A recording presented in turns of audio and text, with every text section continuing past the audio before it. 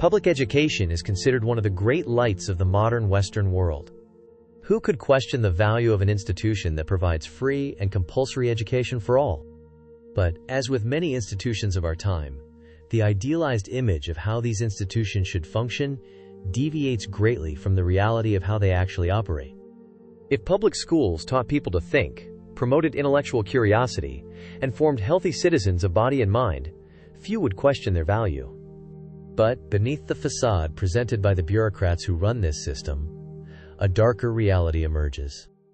Some might consider this heresy, but a study of history reveals that the intention from the beginning has been just that. State educational systems in the West were modeled after the factory-style education introduced for the first time in Prussia in the early 1700s. Albert Einstein, who reached levels of genius rarely seen, did not attribute his intellectual development to compulsory schooling. Reflecting on his school years, Einstein noted that, after completing his final exams, his interest in the field he would later revolutionize was practically dead. Einstein believed that one of the main flaws of compulsory state education systems is their forced teaching style. After more than a decade of indoctrination in the school system, few emerge with a strong thirst for knowledge and curiosity about the many mysteries of the world.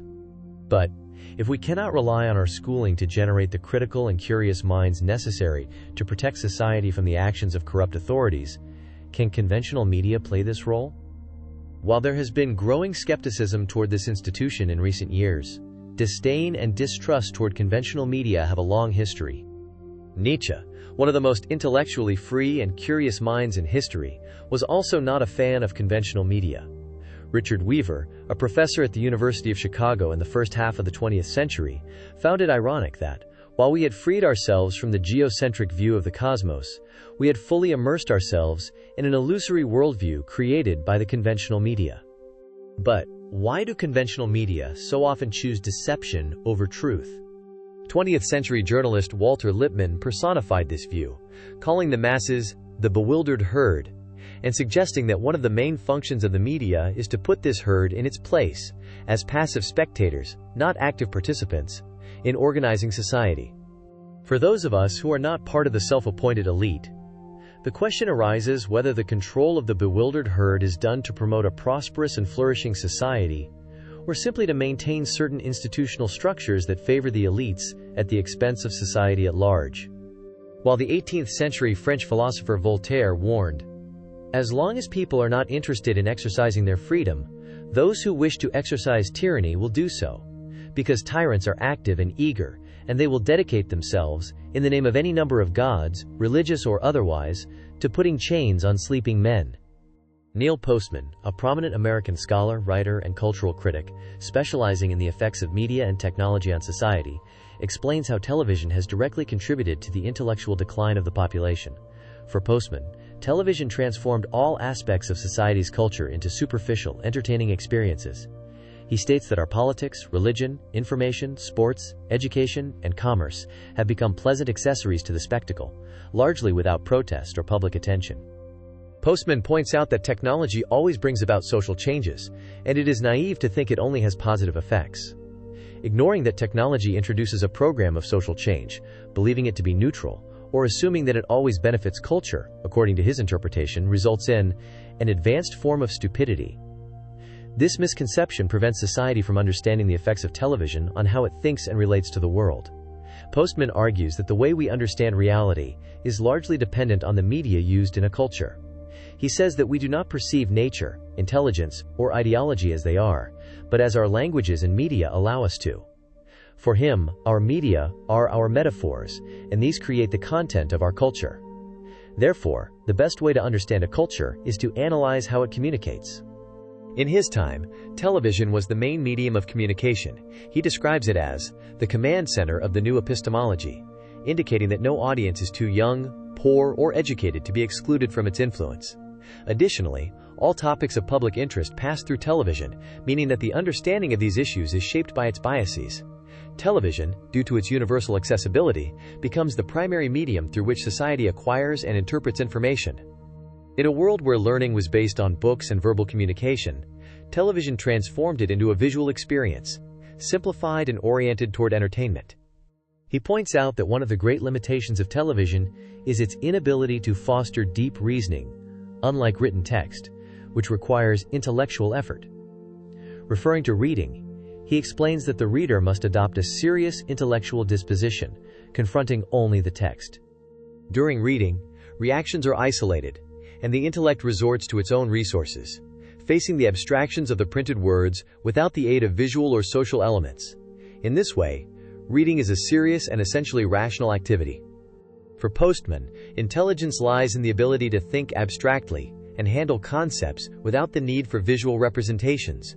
Reading develops analytical and critical thinking, which television does not allow. In a culture centered on the image, information is presented in a fragmented and simplified manner, preventing deep reflection. Postman notes that engaging with written language requires skills such as classifying, inferring, and reasoning, as well as identifying lies, confusion, and logical abuses. In contrast, television and entertainment tend to present information incoherently, being incompatible with logical thinking. He describes how television turns everything into a spectacle, making entertainment the predominant format for presenting any experience. This simplifies complex topics and weakens the public's ability to tackle serious issues. Postman illustrates this transformation by mentioning an important cultural shift. Before the television era, people remembered public figures by their ideas and words, not by their appearance.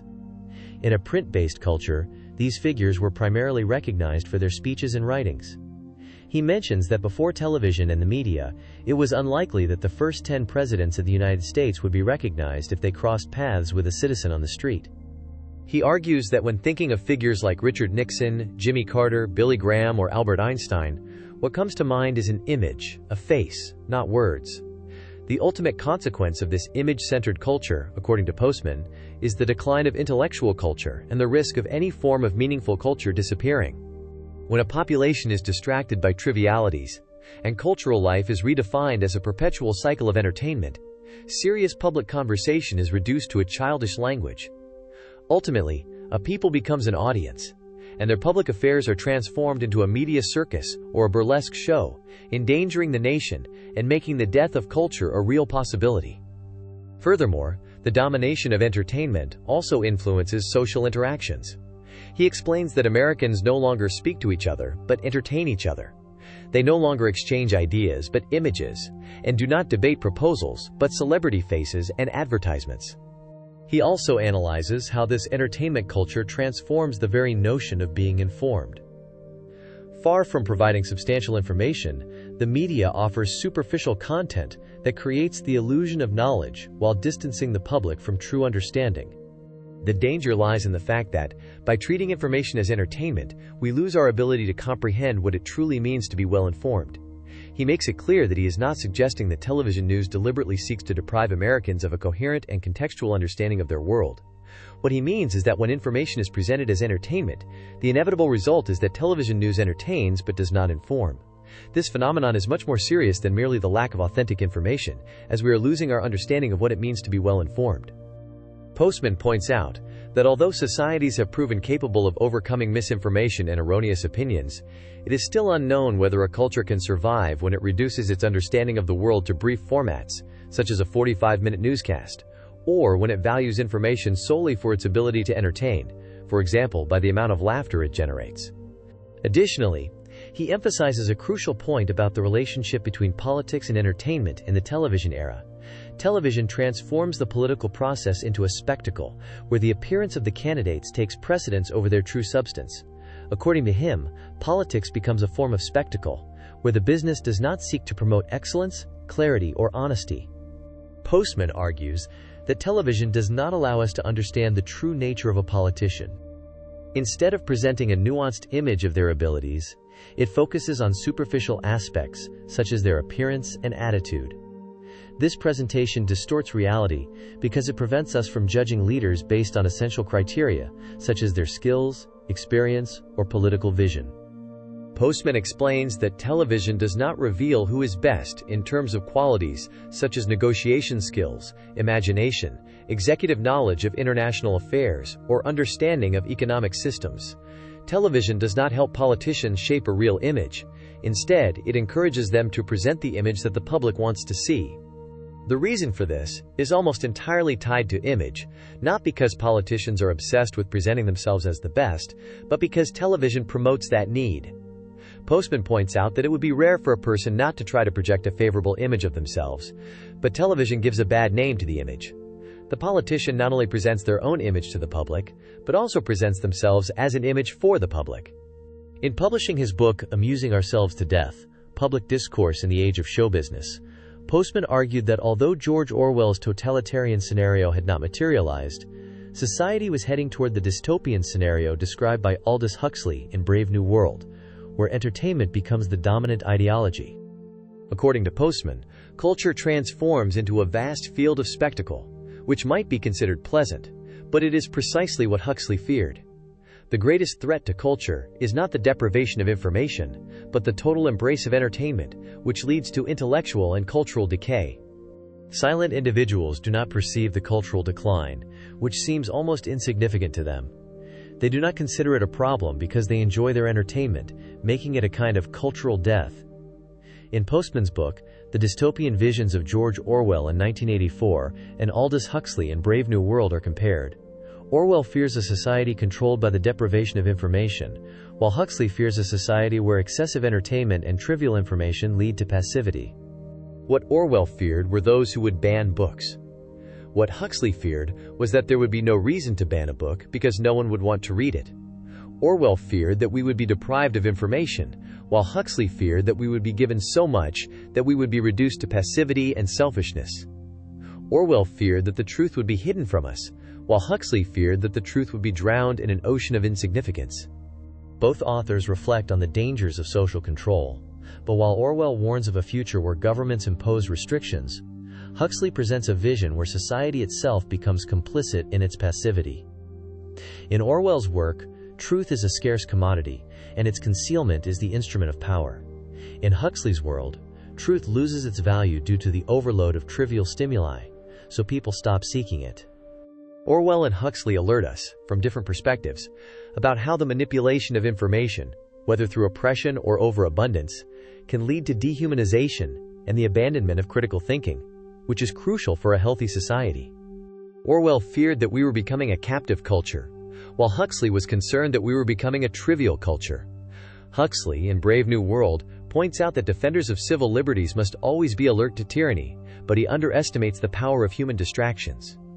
Unlike Orwell in 1984, who presents control through suffering and fear, Huxley imagines control exerted through pleasure and distractions, which can be even more insidious as it keeps people complacent and uninformed, far from anything with real substance. Orwell feared that what we hate would destroy us, while Huxley feared that what we love would ruin us. Postman suggests that Huxley's vision is perhaps the most prophetic, as he warns that people will come to worship the technologies that undermine their ability to think.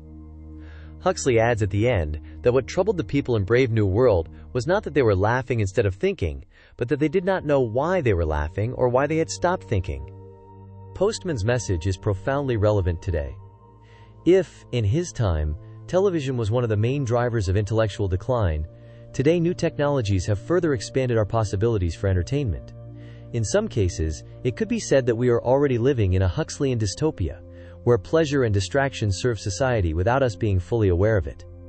Postman had anticipated cultural decline, and today we may be so immersed in technological and entertainment distractions that we fail to perceive the magnitude of this change. As we are swept away by immediacy and superficiality, we run the risk of losing sight of the values and deep structures that sustain an intellectually and culturally healthy society. The speed of information consumption and entertainment could be clouding our ability to critically reflect on the world around us. As we learn, first from Aldous Huxley, in Brave New World, it is not the great tragedies that keep people in their place, but the satisfaction of their superficial desires.